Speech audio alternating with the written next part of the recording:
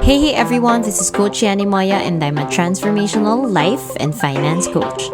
Welcome to Quarter Life Bliss. This is a podcast dedicated to disrupting the quarter life crisis mindset, spreading bliss and happiness to all listeners. My mission is to inspire possibilities, taking away the fear of going through your 20s and to crisis-proof your quarter life. At 25, I'm very happy to share that I'm living a life of purpose, successfully content and happy even as I evolve with the times. These lessons, tips, and insights I now share with all of you, in the hopes that you too will find your quarter life bliss, whatever your age and circumstances.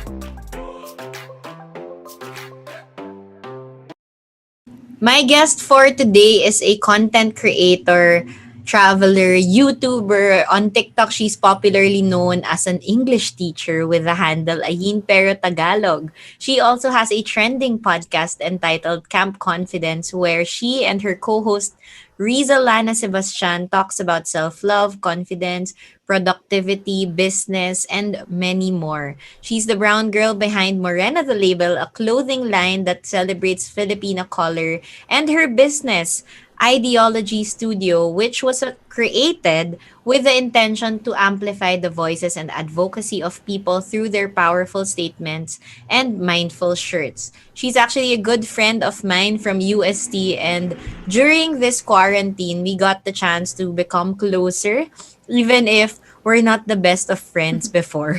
She's always a message away, and lahat ata ng online ganaps ko, sinuportahan nitong babae na to. We also started actually a mastermind circle and have been happily learning from each other. I call her my TikTok mentor because of her. I'm on TikTok and believed in my capabilities of launching this podcast. Hence, Quarter Life Bliss was born. I'm so grateful that despite of her busy schedule talaga, she made time for this. Let's all welcome Miss Ayn Bernos. Woohoo! Hello, Yanni. Hi, Thank you for girl. having me. Thanks so much for saying yes, diba? It's an honor to have you here. Of I'm so course. I'm excited. Me too. I'm so excited because our topic for today is not the usual topic, no? Na Mm-hmm. hinihingi sa'yo or pinapag-usapan mo, 'di ba? Or in your podcast, not even. But I love this topic kasi feeling ko marami tayong masasabi about it. Game na game ka naman agad, 'di ba? Gina G. Ayan. So, not sure if you're like me. Okay, ano ba yung topic natin? Yung topic natin for today is about being single. O, di ba? Yung mga benefits niyan. Because not sure if you're like me, Ayin, na Mm. parang hindi mahaba yung mga gap between my relationships before eh. Ganun ka ba? Yes. I was a serial monogamist. As in, since I was 14, I had a relationship up until I was 23. Okay. Tapos doon ka na single since that. And Yeah. I've how been long? single for, 3.5 years. Wow. So may karapatan po kaming magsalita about being single because I've been Diyos single for ko. more than 2 years. Ikaw, 3.5 years. And I know the struggle ng mga past relationships natin. And now, we are blossoming into a great, beautiful, confident, single woman. Women, diba? Amen. So yon, first question ko dyan, can you call someone who is single alone? I don't like to use the word alone because I feel like alone seems really sad. I like to go with the term solo. So this actually, weirdly enough, I learned this from my ex. We were talking about it at one point. Alam mo yun, during the time na meron na kaming closure, like I was really over it. But we got to talking and then he was like, I don't really feel alone. I'm not alone. I'm solo. It's by choice. It's like I'm doing things by myself, but alam mo yun, if I want to be with other people, I can still be around other people, family, friends, and I feel the same way. Ang dami ko namang support system, kaya I don't feel alone at all. I think may misconception doon eh, no? Na pag na-single. Mm-mm. And before, maybe before, ganun din ako. Na parang, pag single kasi malungkot, tas alone ka. But I like the term solo, di ba? Mm-hmm. Tama naman. Choosing yun, parang choosing to go on your own. Yeah, kasi pagka alone, parang ano, parang naiwan or like abandoned. Ayoko naman ng ganong feeling. So instead of saying na I'm alone, I'm just single. I choose to be solo in this journey for now. Yun, yung mga keywords doon is that I choose to be. Mm-hmm, 'Di ba? Right exactly. now, own choice, 'yan. Ganyan din ako, no. I love that input because a lot of people pressured sila masyado or a lot of women, ang dami talagang women na single. So kung single kayo, alam nyo, let us know. Let us Learn from know. us. Learn from us. Ayan. 3.5 years of being single. What's the greatest lesson so far? Pagiging single. Girl, I learned, I think in the 9 years ako na ano eh, in a relationship na wala akong gap. Tigil. As in talagang like, just jumping from one relationship to another for 9 years. After that, I had the most impressive growth of my life. As in, nag-bloom talaga ako the moment I became single and I had all the time in the world and energy in the world to focus on myself and everything that I needed to do. Grabe talaga. Doon nag-bloom yung career ko. I Doon ako can relate. nakapag-travel. As in, ay, ang saya. I'm a giver talaga. As in like, effort to be for somebody else, ganyan. Pero once I became present for myself, dun ko talaga nabuo yung identity ko and I feel like I have a much more, I have a much better relationship with myself na kaya ko na i-handle kung ano man yung ibabato sa akin. And I feel like now, I can give and care for other people even better. Yun naman yung most important relationship with ourselves, no? Yeah. And kung pareho nila tayo na never na single talaga for a long time, wala kang time to process that and to build that relationship with yourself. And I think yung sinasabi mo nga, no, 14 years old, nag-start ka na mag-jowa. Yes. Bakit ganun ba yung nasa isip natin, no? High school. Kasi Disney, it's Disney's problem. May pressure to have a Prince Charming, ganun. Yeah. Parang yun yung goal before, 'di ba? Na parang, oh, I want somebody to like me, validate me. So, the moment nagkaroon ng konting attention, it's like, oh, ito na. This Oh, is oh my the rest of God. my life. Oh my gosh, my gosh. I could really lalo na in high school, yung pressure. Mm-hmm. 'Di ba? Ako nga yung dati, nakikilig na ako pag may nagbubuhat ng bag ko. Wow!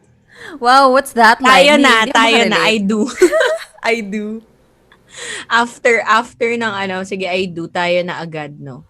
And right now, I like what you're saying na building your relationship with yourself, being present for yourself. Yun yung pinaka-importante. And I think, no, Yes. people are scared to be alone. People are not that confident to say na kaya ko mag-isa. But actually, when you're single, that's where you really get to know yourself.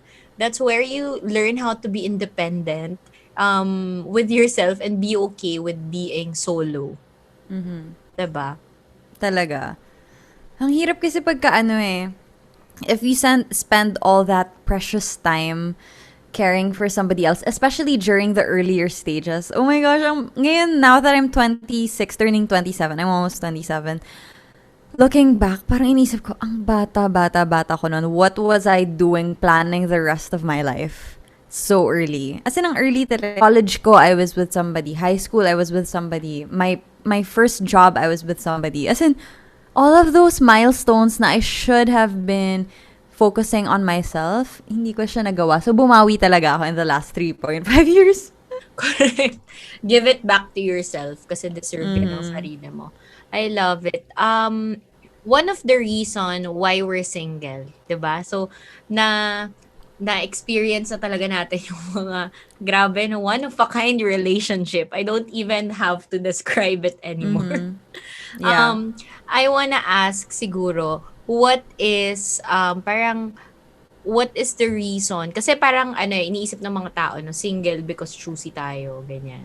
Choosy tayo, no? But what are the benefits of being choosy or being selective or having high standards? Yeah, nung meron ngang challenge sa TikTok na parang my standards are high because blah blah blah. Tas it was a trend. My entry for that kasi a lot of people were posting my standards are high because ganito yung relationship ng parents nila or my standards are high kasi ganito ganyan. Yung entry ko doon was my standards are high because I treat myself really well and I won't settle for anything less. In the last years na I was single, as in sobra talagang inayos ko talaga how my relationship is with myself. And honestly, I've developed a really good relationship with myself na I can do what I want, I can afford to make choices for my best interest, na I can now set boundaries. So, pagka I'm treated in a way na hindi aligned sa how I treat myself, then for me, it's so easy to say no and it's so easy for me to walk away. Especially from my last breakup, as in, ang bilis na talaga mag-walk away from that. Kasi that was kind of like a life-altering breakup na after nun, sabi ko talaga, I need to make better choices kasi I don't want to see myself in this position ever again. And ayun naman, I think I really was able to, while I had my walls up, I mean, obviously may downsides din nun kasi syempre hindi ako vulnerable, hindi ako open to a lot of people. But at the same time, I took that time to really heal and to really set kung ano yung standard ko, ano yung bare minimum na gusto ko Mga makuha. non-negotiables. Yeah, non-negotiables. Kasi, Diyos ko, kung hindi ko alam yung non-negotiables ko, how am I ever going to decide kung maganda ba yung treatment sa akin or hindi? Kung wala akong personal idea of what a good relationship looks like. I think not settling for less is also treating yourself the way you want to be treated. Yeah, Diba? self-respect. Right, right. And I think guys or people in general will have that kind of standard also kung paano ka nila itatrato if they see how you treat yourself. Yeah. Or like, not even, sometimes kasi people will treat you badly. They don't really care. They don't even care about how your relationship with yourself is. But ikaw sa sarili mo, you can choose. Like, ako, if somebody treats me badly, that's not my fault. They chose to treat me badly. But me, my option is, I can choose to walk away.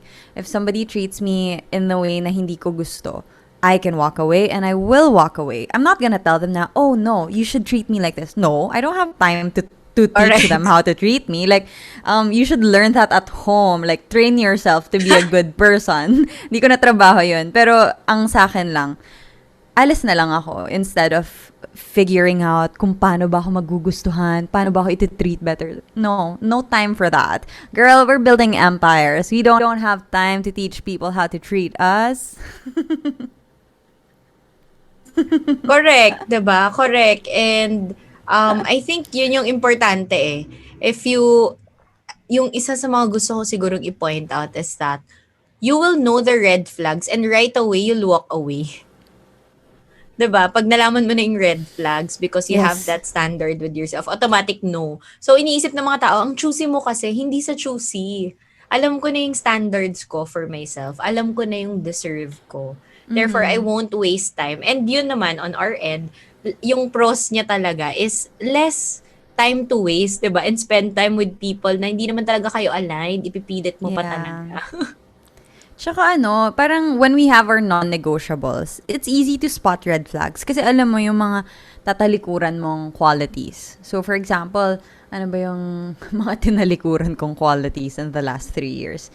There was a guy who was great, pero non-negotiable niya na he was gonna live in Spain for the rest of his life. He wants to settle down in Spain. But me, I want to settle down in the Philippines. So for me, hindi na ako magsuspend ng more emotional energy getting attached to a person who doesn't want to share a future na nasa isang lugar kami. So parang, okay.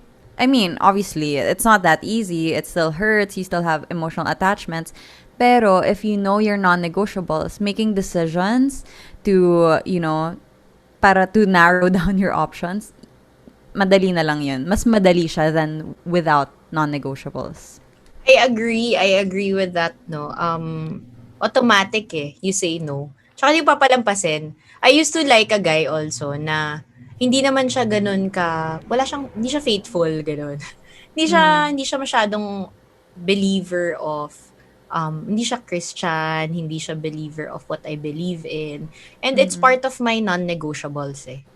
So automatic, no, kahit na na-check niya na lahat ng nasa listahan ko, parang, Yeah. may isa eh, and I don't want it to be a cause of drama in the future.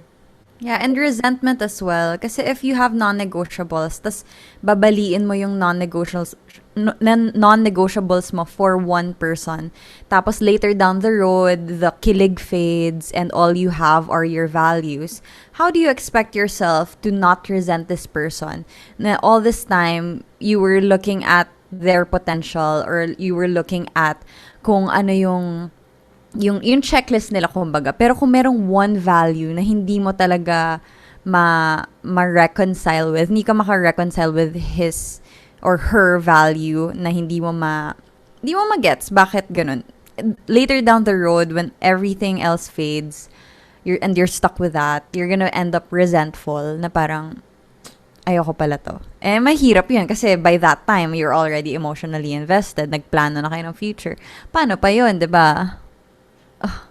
Correct. Very, And magkakaroon ka girl ng ano, like you're always gonna set that expectation for this person.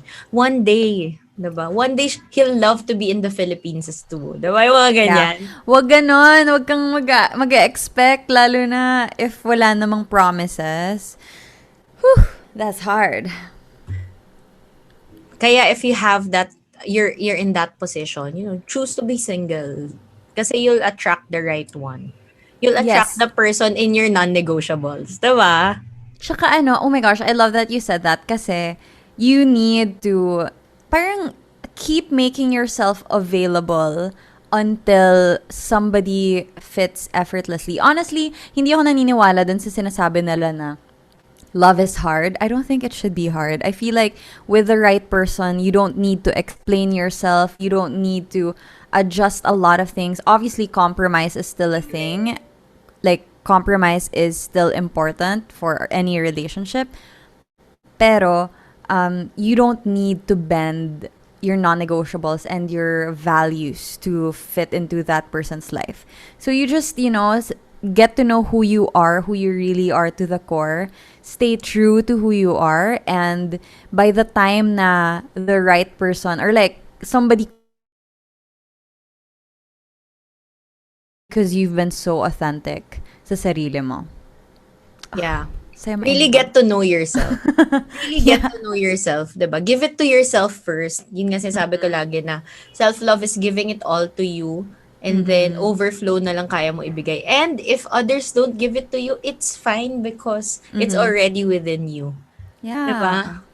Yun ang importante. And I think, people are in the Philippines or Filipinos in general kasi may mga pressure na, 'di ba? Hindi ko alam kung pupunta ka ng ano tawag dito, reunion. Tapos tatanungin sa'yo, in our age, tatanungin sa'yo, kailan ka mag-aasawa?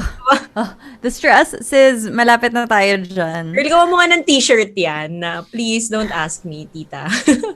Please don't ask me, tita. I will get a boyfriend when I get a boyfriend. Yeah, we're always asked to settle down. Filipinos kasi are very family oriented and parang being single is seen as a negative thing or parang sayang naman, 'di ba ganyan? Sayang naman ang ganda mo pa naman. Sayang naman ganito ka, dapat may boyfriend ka para dapat may aasawa. My gosh, I cringe. Hindi naman yun yung purpose natin na end goal, diba? Like, there are so many other things to look forward to. And I think having a partner is definitely a bonus. Kasi ako rin naman, like, when I think about it, of course I want to spend my life with somebody. If I had a partner, I feel like it would be much, much better. But if minadali ko kasi to, and if I just go with anybody, if hindi ako choosy, then the next person will be my person. Parang that's not a good way to make a life-changing choice.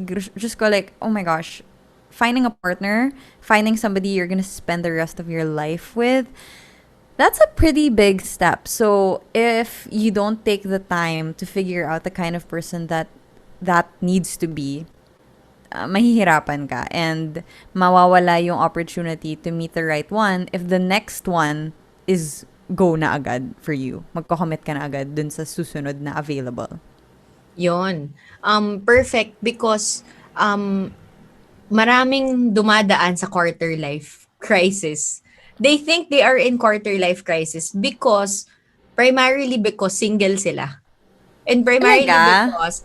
because wala yun nga may pressure from people eh. May pressure Mm. from family, from titas, Mm. 'di ba? Na kung meron kang relationship, ganyan ganyan. But tama yung point mo na I remember sabi ni Joyce Spring last year na yung "you complete me" is not real. 'Di ba dapat Mm. 100% ka, you find another 100% and you Yeah. get together and you're 200%. But even if walang another person, you should be complete and whole Mm. and you feel whole with yourself. How do you think can we change that kind of mindset of people? Or what can you say to those people who think na parang alam mo yun, I'm sad because 25 na ako, wala pa akong jowa. Sabi ko nung 25 ako, nung bata ako, pag 25 ako, ikakasal na ako. And here Mm. I am, single AF. 'Di ba? I think it's all about clarity of what you want in your life. Kasi for me, for example, when I plan my life, especially when I, when I was single, when I plan for the rest of my life, I really think about what I personally want. Now, when I'm clear about that, I am not, I'm no longer looking for somebody who will have something severely different from that. Kaya, dapat masaya na ako dun sa ideal life ko with or without an additional person. Now, if they do come and they do add value to my life, then go. I think kasi, when I think about, yun nga, yung "you complete me," it's like, hindi ka magiging masaya until somebody decides na pwede ka na maging masaya. And I don't think that's Totoo. the way to live. Like, we don't need to wait for another person to grant ourselves permission to be happy and fulfilled. We need to find that happiness and fulfillment on our own. And then, when we find somebody we can share that with, even better. Kasi 'di ba, ang hirap pagka umaasa tayo sa ibang tao to fill that void. So, I don't know if you've read The 7 Habits of Highly Effective People. Yep.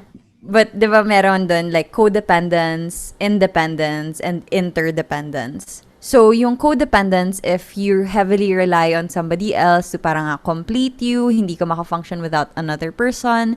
Now, independence is when you can stand by yourself and do everything by yourself, etc. Now, independence is needed for interdependence. Like, you can have a healthy relationship, a really healthy relationship, if sa sarili mo, okay ka na. If you can stand on your own, if hindi mo naman kailangan ng ibang tao to, like, survive. Now, it's not a bad thing to not need somebody because when the necessity is out of the question, then you can choose. You can choose to be with another person. And I think that is much more fulfilling and I think gratifying as opposed to parang may mawawala sa'yo if wala siya. Mas maganda yung you can focus on what you can give as opposed to what you need to desperately get from somebody else. Yeah, good point, good point. Interdependence, no? Learning the art of interdependence first, 'di ba? Mm-hmm. Para you're not asking for what you need Mm-mm. from others. Yeah. In the near future pa ba?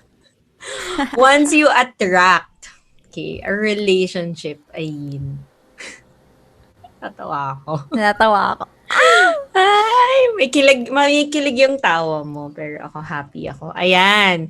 What would you What would I? what you what would you be better at after being single for 3.5 years? Parang feeling mo kapag may relationship na. Ano sa palagi mo yung naging better version of Ayin as a girlfriend? I Ganyan. feel like I would be a lot more secure. Kasi I remember when I was younger and I had relationships, I was very insecure na parang magsiselos ako about the littlest things. I would feel threatened by any attention alam mo yun, natathreaten ako sa maraming bagay when I was younger. But now that I've spent time building my self-esteem and my confidence and really working on what I wanted to improve on an individual level, going into a relationship doesn't feel as threatening. Na parang, okay naman ako eh. Like, I no longer wait for the other person or like my partner to give me the validation in order to feel good about myself. So I can just be a whole person. As in like I can just be in that relationship not needing, well, not naman not needing, but not expecting Not like dependent. constant, yes, not depending on constant validation, constant reassurance, because it's exhausting. I can imagine lang on the other side of the fence if I were to be with a partner na insecure, na nathethreaten sa lahat ng bagay. For me, that would be super draining to constantly reaffirm, constantly, alam mo yun, parang lagi ko na lang Totoo, girl. ine-explain sarili ko. I want to be there for somebody who is also secure in themselves. So that's why I think if I'm expecting that from a partner, I should also expect that from myself. And being single for 3.5 years, that really helped me get to know saan ba nga ba ako na-insecure, bakit ako na-insecure, ano yung pinagsasilosan ko, at anong rason. So now I was able to fix all of those and find more security in myself na hindi ko na siya hihingin sa ibang tao. I think obviously like when you get into a relationship, there's a lot of compromise, there's a lot of learning and growth to be had together. But at the same time, it's much easier to do that kapag ka solid ka na sa sarili mo, na confident ka na at the end of the day, you know, I have my value, hindi siya madidiminish because of arguments, hindi madidiminish ang value ko because of breakups or potential breakups or any threats. So now that I guess I've matured into a Yes, you strong, did. independent woman, ayun, hindi na ako may insecure sa relationship, especially if I'm with somebody that I trust. And I don't really intend on being in a relationship naman if it's somebody I doubt, diba? Correct. So, ayun. I think Ikaw? more than that din, yung insecurities mo when you feel secure about yourself, it's not just parang you don't just attract the same person, but it's more of hindi kayong toxic sa relationship. Hindi na ikaw yung toxic, 'di ba? Because you're Yeah. secure, 'di ba? We all hate and don't want to be in a toxic relationship. But ikaw muna, dapat di ka muna toxic. Mm-mm. 'Di ba? Yeah. And yung mga tao kasi na-expect nila, oh dapat hindi toxic yung maa-attract kong tao. Simulan mo muna with yourself. Baka Yes. naman, 'di ba? Hindi ka pa pala secure. And the thing is, you will always be projecting your insecurities kasi to others eh. That's where Mm-mm. jealousy comes from, 'di ba? That's where mga fights come from a lot of the time because insecure ka of something and you project it to another person or ginagawa na Mm-mm. issue siya kasi hindi ka secure sa sarili mo. And Mm-mm. I remember I was in a relationship just like you, no, na grabe insecurities nung tao. So sa akin projected lahat. 'Di ba? And the thing is, because I'm not secure within myself, ang nangyayari is, I take it na sobrang emotional ko tuloy. Na parang, oo nga, ang taba ko nga. O ano pa? Ang Oh my pangit ko. gosh. Parang lahat na lang, 'di ba? Kasi you're not secured with yourself. However, pag secured ka, para kang bulletproof. Para Mm-mm. kang bulletproof with all of these comments from other people. Mm-mm. Yeah. Ang hirap talaga like when you depend on somebody else to give you security. It's difficult because what if they can't give that? What if they can't give that in the way you expect? Kasi syempre may iba-iba tayong ways of showing affection, of showing love. And if hindi tugma yun, how will you survive? How will you feel secure within yourself? So if you are able to give that to yourself outside of the relationship, then being in that relationship and finding security within that relationship will be much easier kasi kaya mo na siya ibigay sa sarili mo. And anything else above that is just a bonus. And I think, hindi ko alam if ako lang, but at this point in my life, I'm so excited to be in a relationship because I know I've been working so hard on myself. Mm-mm. Because I know I've been preparing myself to, or hindi, not actually preparing to get into a relationship, but more of sobra na yung time na binibigay ko sa sarili ko na I just want, again, overflow. You just want to share it to people. And I'm excited because if I have this kind of awareness and I enter a relationship, parang ibang-ibang yani na, ibang yani na po ako. Yeah. Ako rin, excited ako kasi alam ko na yung sarili ko. And I feel like everything that I did wrong before, I've learned so much from all of those na I'm really a different person. As in, oh my gosh, sorry to my exes kung nagsuffer kayo under ayin na insecure, ayin na toxic, ayin na bata. Pero again, it was like a learning experience and I feel like we all learned from it. We all grew from it. And now I'm really adamant na the next relationship that I get into, I can really be my best self and I can give my best self na I can be in a healthy, stable, loving relationship. Love it. Be your best self, no? And grabe si Ahin, parang may iba yung ngiti. Pero excited, no? Kinikilig. Excited more than anything. Hindi ka na anxious. Kasi before, parang may anxiety ka, will I be a good girlfriend? Will I be this? But more of the, di ba yung sinasabi nga natin kagabi na imbes na anxious ka, excited ka because parang parang ka nag-review for a class. Excited kang pumasok sa class. And Diba? before, meron talaga akong commitment issues na Same. ayoko talaga mag-commit. As in, during the early stages of my strong, independent woman journey, as in talagang I'll be like, oh my God, you like me? Why? As in, I will run away from any kind of attention, any sign of commitment na, oh, I really cannot. As in, hindi ko talaga gagawin. Ayoko talaga ng ganun. Pero now, I feel like medyo hurdle din siya for me. Opening up is even harder once you've closed off your doors and Right. you've built your walls. But at the same time, it's part of transitioning from being an independent person to like an interdependent person. Na, ayun, natutunan ko rin from being alone for a while. The thing is, you won't learn all of these if you are in. It would be harder to learn interdependence if you are already in a relationship. So yung mga single dyan, we're calling you guys na, take this time to work on yourself. Yeah, don't feel bad if you're single. Kasi I know there's a lot of frustration, especially for those who feel pressured to be in a relationship or kung sanay ka na to be in a relationship. May pressure talaga na parang, who am I alone? Like, or who am I when I'm single? Who can I be? Kasi oftentimes we define ourselves through the way other people define us. So parang if we're a good girlfriend, we take pride in that. If we're a good this, good that, good daughter, good whatever. But who are you outside of those roles? Like, who are you to yourself? And knowing that is key to having a good foundation. Kasi ikaw naman at the end of the day, you're stuck with you, yourself. Yan na talaga. So your foundation needs to be solid. And not determining your worth or your value because single ka, 'di ba? For example, na parang maybe I'm not likable because this, because that, 'di ba? Kaya wala akong ma-attract na jowa or wala akong ma-attract na boyfriend. But actually, look at use this time talaga to be better, to get to know yourself and build that relationship with yourself. 'Di ba? I know it's been a great call. Ang dami kong natututunan and sabi mo, 'di ba? Huwag ka ma-pressure pagiging single. I'm like, ayan. What would be your any tips for enjoying the benefits of being single?